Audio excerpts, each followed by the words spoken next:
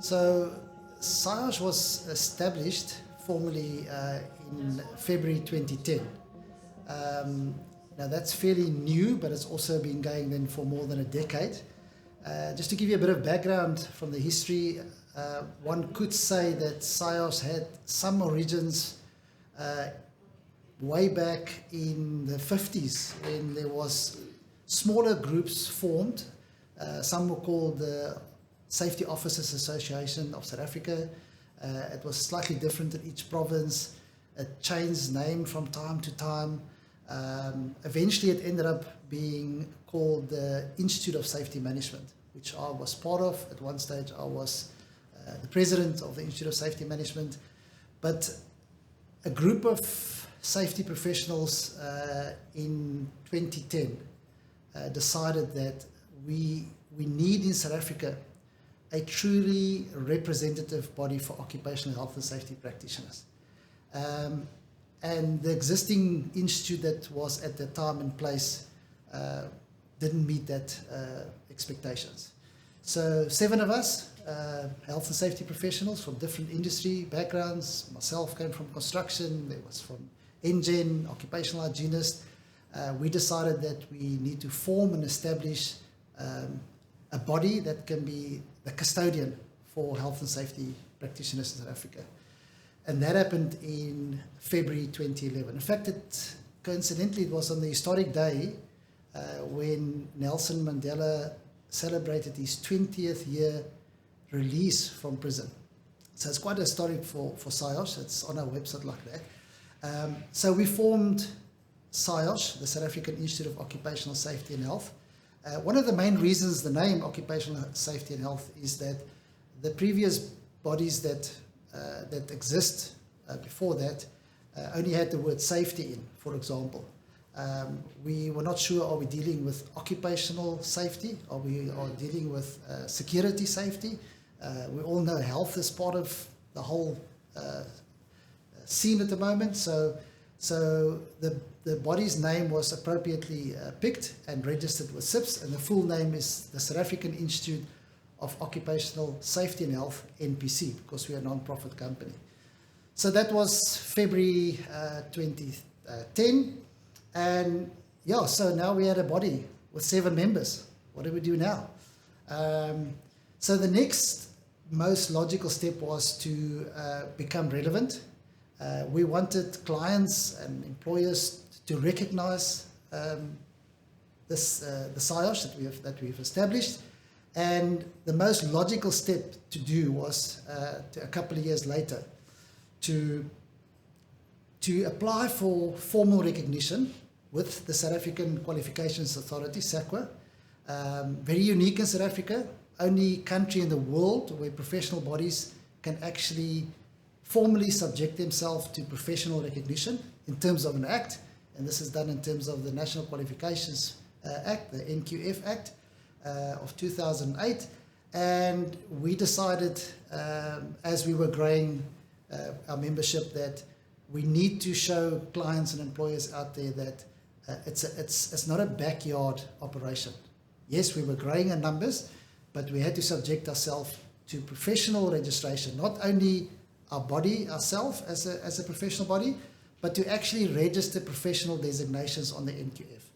And one can equate that easily to more commonly known professional bodies like ESSA, the Engineering Council of South Africa. I mean, no one will use an engineer to come and sign off on a property or a design unless the person is registered with the Engineering Council of South Africa. And we wanted that to become in the profession of occupational health and safety as well. So we did it in 2013. We applied in 2012, and in 2013, after jumping through lots of hoops and lots of requirement, Saiosh was then recognized as the professional body for occupational health and safety in terms of the NQF Act. Interesting to note that we are, as we are speaking today, the only voluntary, regulatory, recognized professional body in South Africa. that makes us unique, and maybe that's also a testament of the numbers that we got at the moment, the membership numbers, which we'll chat about a bit later. So that is the background and where we started and our SAQA recognition. So hand in hand with the recognition from SAQA is the important thing of professional designations. So the whole concept is that if you apply for professional recognition with SAQA, you have to also tell them, so what is your designations? Now, we identified 3 designations that we had registered on the NQF, namely technical member, graduate member, and chartered member. So the history behind that is quite interesting as well, because we had to go and look worldwide and say, what is the designations that is used in the world? And we obviously stumbled straight away on IOSH, which is IOSH in the UK, and we had meetings with them and we asked them, what do you call your designations? Although they're not professionally registered in their country, and their designations, and they gave us the descriptors as well, was technical, graduate, and chartered. And we got permission to use that, and that is the designations that we had registered on the NQF. What is important to note is that with that designations must come a set of qualifications and minimum academic or minimum practical experience. So for each of those designations, Saiosh then had to compile a descriptor, and the descriptor will give the designation title, and it will give the minimum qualifications required for that position and the minimum practical experience required for that position. The descriptor also sets out the scope of authority, which is very important. So if an employer needs to seek to employ, say, a health and safety practitioner at a certain level, the employer or the client no longer have to thumbsuck and say, I wonder what must this safety practitioner have, I wonder what the minimum qualifications is. All that the employer has to do is to specify one of those professional designations, because the person would have been vetted by Saiosh, the person would have been registered by us and at that level, and we would have verified the person's qualifications, which is also important because even if it's foreign qualifications, that is submitted to SAQA for verification to see at what level it meets the qualifications in South Africa. For example, NQF Level 6 National Diploma or the NQF Level 7 degree. So that is our 3 designations, very important. They're listed on SAQA. You'll find the designation number on the SAQA website. You'll find the Saiosh registration number as a professional body. And more importantly, the employer or the client can actually go and see what is the limitation of that person. You might need a more experienced person with higher limitation. Just to give you a simple example, our chartered members, for example, not only are they automatically commissioners of oath enacted by the Minister of Justice, but if you look at their scope of authority, they could even be called to court as an expert witness in an occupational health and safety case. So that is what's important. And what is nice about the levels is that between the technical graduates and chartered, it's like a career path progress. So we cater for people that's fairly new in the field of health and safety, with fewer experience, right to the graduate, which persons that got a degree or a diploma, and then also the chartered members. And then the last thing that I want to mention about the SAQA recognition and professional body status is that, so you are now registered professionally, whether you're an engineer, a doctor, a lawyer, or in our case, an occupational health and safety practitioner, either as technical graduate or chartered. So what now? How do you maintain your professional status? And that is important, and that was fairly new to the safety profession because it was wild out there. You could run and call yourself a safety manager or safety officer long before there was professional registration. So how do you maintain your professional registration with Saiosh? Exactly the same as an engineer or a doctor or a lawyer would attain it. There's 3 components. You have to be in good standing with your professional body, meaning that you must be paid up and in good standing. Secondly, continuous professional development. And this is where the professional body plays a major role. So you have to adhere to the policy, the Saiosh's policy, and attain a certain amount of CPD points every year that is linked to your good standing with the institute as well. So basically, in a nutshell, it means that you can't get professionally registered as a graduate, then win the lotto and go for 5 years and do a bit of Hawaiian surfing and come back again and say, I just want to pay my membership fee quickly and carry on practicing. No, things has happened, things has changed. And that is where continuous professional development comes in, and it's important. And also SAQA when they do the re-audits and the re-recognition every 5 years of the professional body, will audit that to see if your members are in good standing and do they have CPD. And the final thing to maintain your professional registration is to practice within a code of conduct. And that is possibly the biggest reason why SACWA professional recognition for professional bodies exist, because that body then become the custodian of that community and not only look after the community, but they have to also regulate that community from a qualification point of view, experience point of view, but then also, where need be, discipline if a member acts without the code of conduct. So any person, any member of the public, any other fellow member can report a member of Saiosh and say, in terms of the code of conduct, item I, B, C, or D, this person has contravened, and we as a SACWA professional body have to do the investigation of this.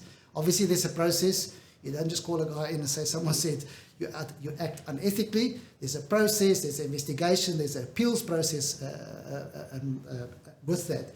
And so in a nutshell, that is what Saiosh is, the background, the history of Saiosh, up to where we got professional recognition, our professional members, the designations we have, and how do you maintain and retain a professional designation. It's very important for Saiosh to keep their members informed. Now that is quite a broad word, informed about what? Legislation, development, standards, etc. So from day one, we actually had a slogan, and it's still our slogan today, Saiosh keeping you informed. And it was a natural progression to formalize and establish technical committees. In fact, even before we started with technical committees, one of our online forums was, and still is available, is called the Technical Forum. And just as a matter of interest, any member can at any given time go and post a technical question of nature, a SAN standard query, anything to do with fire installations or pressure equipment or whatever the case may be.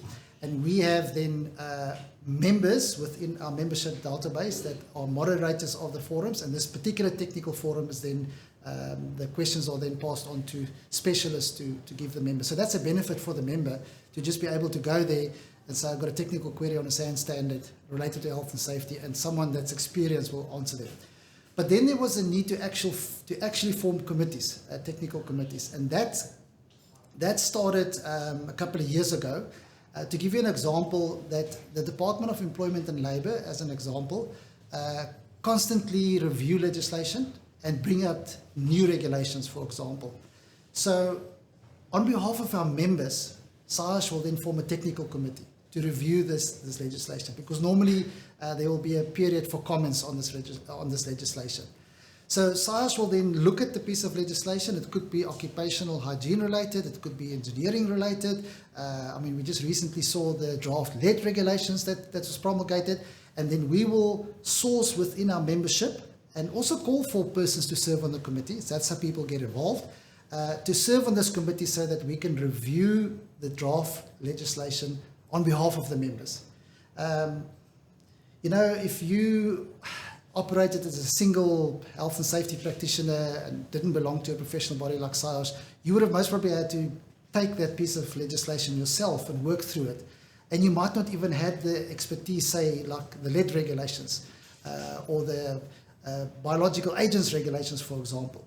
However, Saiosh will, on behalf of its members, put a committee together. Sometimes we have like 10, 12 meeting sessions where we work through the comments. And the benefit for the member is that the member will also receive that comments. And when we submit the comments to the Department of Employment and Labour, or to whatever authority that issued that legislation, we submit it on behalf of Saiosh, on behalf of its members. So we say it comes from the 20,000 registered Saiosh members, and it carries so much more weight.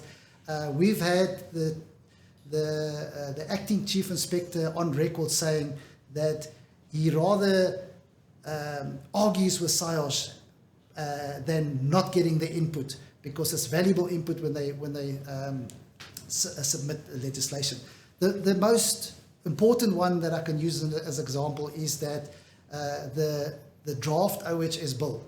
I mean, if you're in occupational health and safety, you all know that there's a draft OHS bill out, and that was for comment. Just as a matter of interest, it's not a new act. It's the current Occupational Health and Safety Act that has been redrafted, and it came out for comments.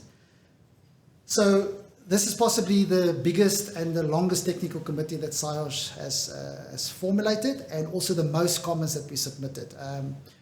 Without being too negative, if the bill goes through in its actual format, our in-house legal advisor, Advocate Reinhard Lutz, will tell you that there are lots of flaws in it. And we hope, through the technical committee that we have established, and the comments we submitted, that the DEL would have taken notice of that comments and implement the comments. I mean, make no mistake, there's some excellent improvements in the bill, but there's also some items that was overlooked in our point of view. And to give a simple example, in the leading up to the bill, the department said one of the fundamental things that should be in the bill is the right to leave a workplace, and they omit to put it in. So, so it's not just things that Saiosh will pick up and say, take it out, it's too stringent or whatever. We also reminded the department that you forgot to put in the fundamental right, which we find currently in the Mine Health and Safety Act. So the technical committees are there. Their comments are on the website, and they're basically there to on behalf of the Saiosh members, scrutinize legislation. And I mean, we all know when COVID happened, there was one directive after another coming out.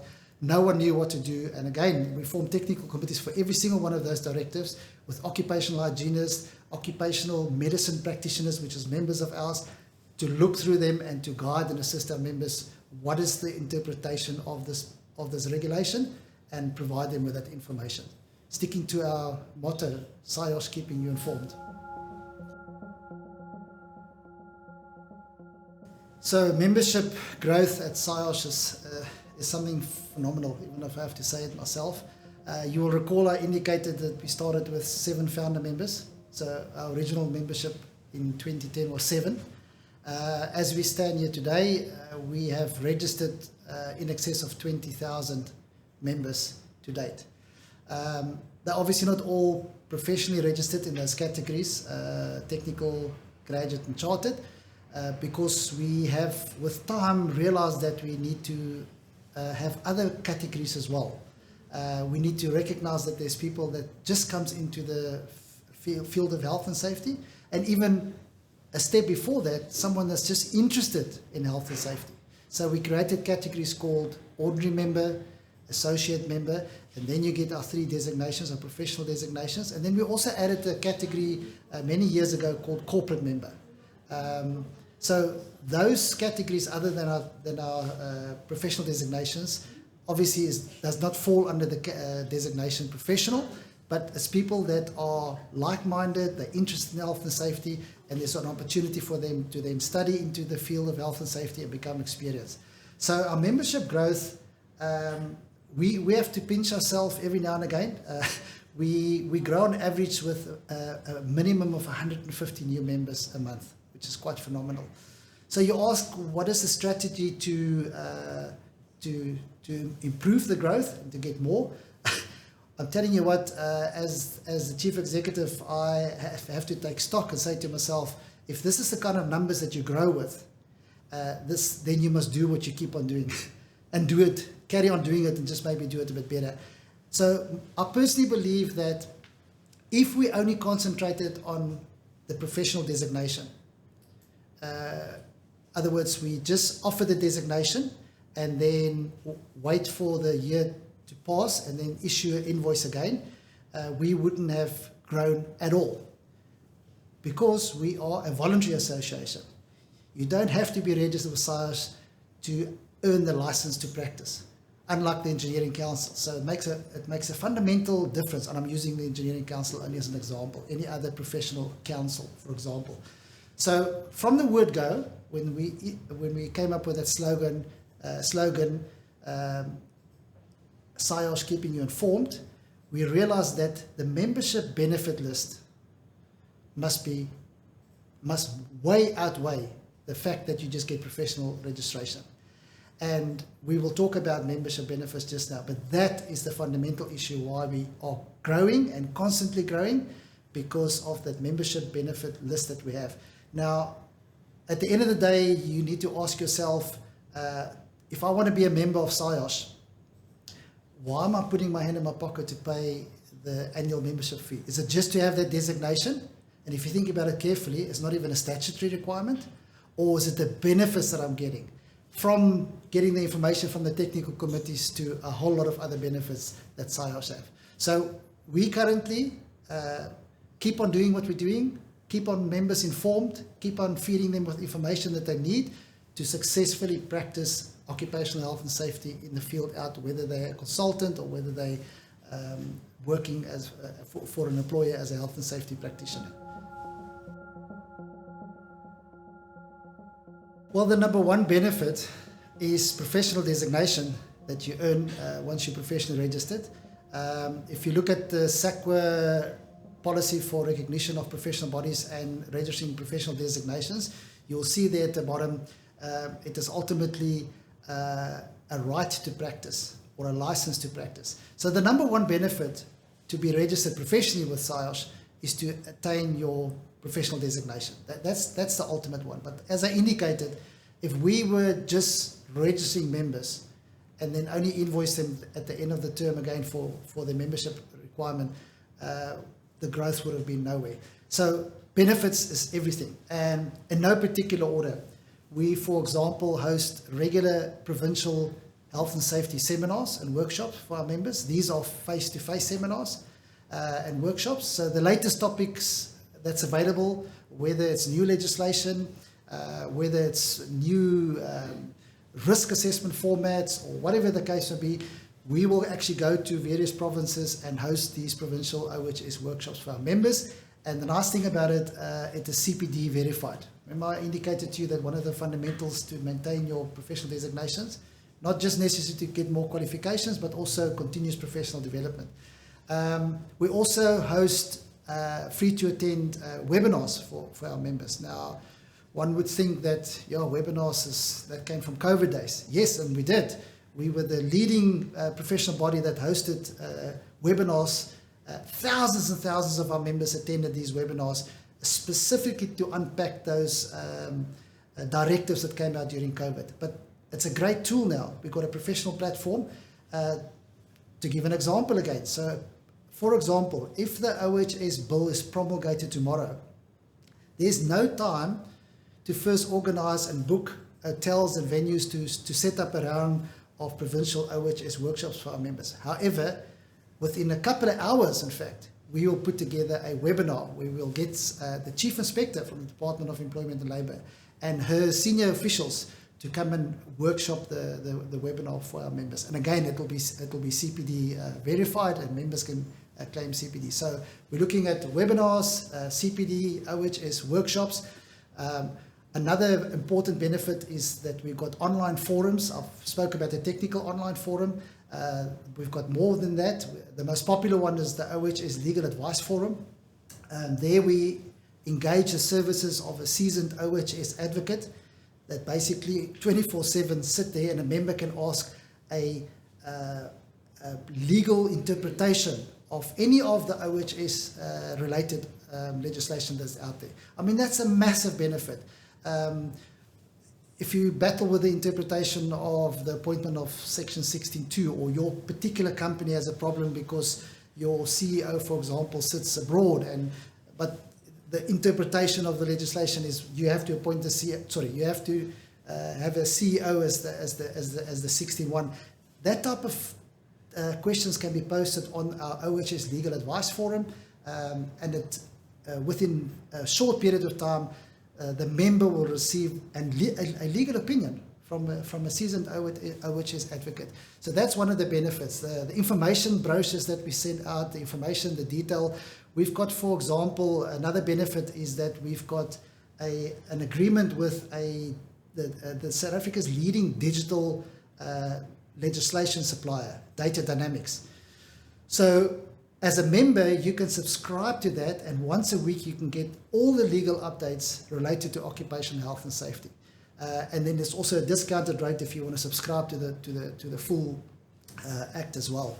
Other benefit is our certification is digitally. It's one of the only professional bodies that have make use of Privy Seal, which the members membership can be digitally verified 24/7. It's just another benefit. We've got a e-learning program on free for members where they can earn CPD points. 20 module construction related e-learning program. So as a member, you can log in there. You can do the modules at your own time. The modules is video. There's video clips of each module, and it's offered in 5 different languages. So that is another benefit for our members. And then the legal updates, as I indicated, not only can members subscribe to Data Dynamics free of charge to get a weekly summary of all the updates, we as Saiosh will, as soon as a related piece of legislation is promulgated, we will immediately send it out to our members. So even if you're not subscribing to anything, or you are maybe don't have a department that scrutinize legal updates, as soon as it is OHS related, we as Saiosh will publish that. We'll find the gazette, send it out to our members, and if there's comments required, we will also inform them then of a technical committee that we will establish for that and give them the opportunity to comment as well. So the benefits list is pretty long. We even extended to a career portal where members can actually place their CVs on, and also where other members that is looking for professionally registered OHS practitioners, they can post a position on there. So this network of 20,000 plus members have then access to a career portal which is free of charge to be handled, and is handled by Saiosh. So members can actually go, and then yes, and then as a last, one of the other benefits is our membership portal is digital, so you can update your profile online, and also what makes the digital component of it nicely is that anyone else that's registered professionally will tell you the headache of submitting to claim for CPD points. Now Saiosh got this down to a T. Members that do CPD will confirm, hopefully, that you can go online and submit your activities that you've done, your audits, your risk assessments, your daily work that you do as a health and safety practitioner, and you can claim CPD for that. And just as a matter of interest, if you attend a Saiosh organized webinar or seminar and you register through the Saiosh portal, then the member automatically get the CPD points added to their profile. So the benefits list is long, and I can't stress more that if we only offered professional registration as a benefit, I don't believe we would be where we are today. It's that list of benefits to say, I cannot afford not to be a member of Saiosh. So there's some additional benefits that Saiosh offer its members besides the list that I've just mentioned. We, for example, got a Student of the Year award with a financial award. So that will be a member that will submit an application, and it's a person that's busy studying towards a formal qualification in health and safety, and basically the student that do the best, we then award with the Student of the Year with a financial award as well. We also have a Saiosh Person of the Year. Again, once a year we will open for nominations, and any member can nominate themselves and demonstrate that why they should be worthy of this award. Again, it comes with a financial award as well, free attendance to the conference, free 1-year membership, etc. And then we also have very excited that since 2016 we are able to offer bursaries to qualifying members, and that is again to study towards a formal qualification, either NQF level 6 or NQF level 7 formal qualification in health and safety. And we are very pleased to say that we've given out a number of full bursaries since 2016, and some of them have also become our Student of the Years because they're doing so well. So we were pleased that we could put a number of people through graduation in the field of health and safety. And then possibly the most hidden benefit of all is the fact that Saiosh lobby on behalf of its member with stakeholders, for example, the Department of Employment and Labour. We, for example, have invited the previous Chief Inspector, to our offices here to discuss certain things. We have an open door policy with them, for example, to discuss new legislation. So instead of the member trying individually to speak to the Department of Employment Labour, we do the lobbying as a whole for them and on behalf of them. So Saiosh annually hosts International Health and Safety Conference, been very successful. For 11 consecutive years, we hosted it at Gallagher Convention Centre in Joburg. Excellent numbers. The whole idea is that it's international, that we try and at least get 2 international health and safety speakers. It's our flagship event. I mean, this is where we get together to learn every year. The topics that we select is relevant. It is what's happening right now. Again, I'm harping on the OHS bill. Our program for our 2024 conference is already, in a way, got the OHS bill on there already, just in case it gets promulgated. So it will be hot off the press. We will get an advocate or an attorney to come and talk to us about that. It's also international flavors. We get speakers from Saiosh in the UK to come and tell us what is the development in health and safety, specifically professional registration and health and safety. It's to keep our members abreast. Again, it's a CPD verified, so the members earn CPD. But then it's also an opportunity for excellent networking. I mean, we end the conference with our awards evening. It's like a banquet gala affair. Our Student of the Year award is made there. Our Student Person of the Year award is made there. We have, from time to time, made honorary members awards, so that is made there. And then it's a time to just reflect on health and safety, networking, opportunity for like-minded people to mingle and even to have a chat with international speakers as well. And obviously to enjoy the evening as well, because the next Monday is back to the grindstone.